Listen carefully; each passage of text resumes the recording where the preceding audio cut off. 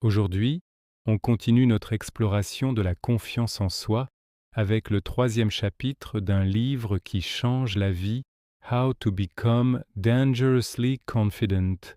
Ce chapitre s'attaque à une idée qui nous paralyse tous à un moment ou à un autre, le mythe du « je ne suis pas encore prêt ». Combien de fois vous êtes-vous dit ça? Je ne suis pas prêt à postuler pour ce job. Je ne suis pas prêt à lancer mon projet. Je ne suis pas prêt à aborder cette personne. On attend tous un signal magique, un moment où on se sentira enfin 100% confiant, 100% compétent, 100% prêt. Mais devinez quoi? Ce moment n'arrive jamais. L'auteur brise ce mythe avec une vérité simple mais puissante. L'action précède toujours la confiance. Ce n'est pas la confiance qui nous pousse à agir, c'est l'action qui construit notre confiance. Pensez-y une seconde. Quand vous avez appris à faire du vélo, est-ce que vous avez attendu d'être confiant pour monter dessus? Non, vous êtes monté, vous êtes peut-être tombé, vous avez réessayé. Et c'est en pédalant, même maladroitement, que la confiance est venue.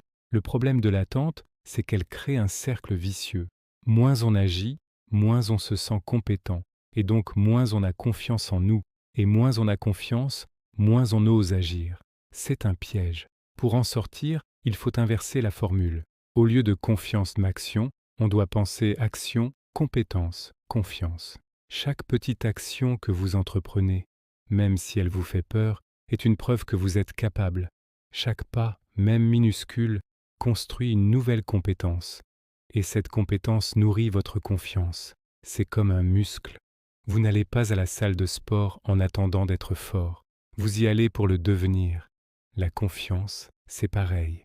Alors, quel est ce projet que vous repoussez sans cesse en vous disant « je ne suis pas prêt ». Quel est le plus petit pas que vous pourriez faire dès aujourd'hui pour vous lancer? Pas besoin de gravir toute la montagne d'un coup. Faites juste le premier pas. Envoyez ce mail, passez ce coup de fil, écrivez la première ligne de votre projet. L'auteur nous met au défi de choisir l'action plutôt que l'attente. La confiance n'est pas un prérequis, c'est une récompense. C'est le résultat de votre courage. Alors, arrêtez d'attendre d'être prêt. Agissez, et la confiance suivra. Vous serez surpris de voir à quel point vous êtes capable. C'est tout pour ce chapitre. J'espère que ça vous a inspiré. Dites-moi dans les commentaires quelle action vous allez entreprendre.